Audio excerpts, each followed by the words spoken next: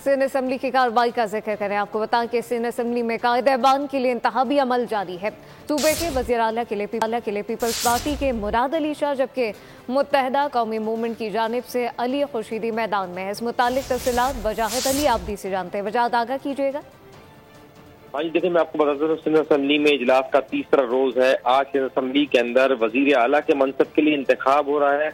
आज मुत्तहदा कौमी पाकिस्तान की जानिब से अली खुर्शीदी, जबकि पाकिस्तान पीपल्स पार्टी की जानिब से मुराद अली शाह को नामजद किया गया है। मैं आपको बताता हूँ, साथ साथ पीपल्स पार्टी की अददी शुमार से 112 के साथ पहले नंबर पे है, जबकि दूसरे नंबर पर मुत्तहदा कौमी पाकिस्तान 36 अरकान सिंध असम्बली के साथ दूसरे नंबर पर है। इसके साथ साथ बताते चलो, आज पीपल्स पार्टी के 112 अरकान सिंध असम्बली में मौजूद हैं, जबकि कल 111 अरकान की जानिब से वोट डाला गया था। आज नादिर मक्सी 2 रोज से गैर हाजिर थे। आज नादिर मक्सी की जानिब से भी हल्फ उठाकर वोट डाला जाएगा। अब से कुछ देर बाद वोटिंग का आगाज हो गया था।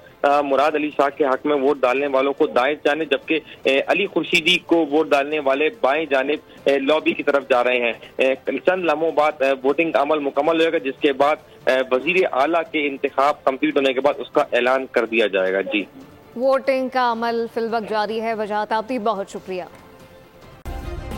सब्सक्राइब करें और बेल दबाएं ताकि कोई खबर रह न जाए।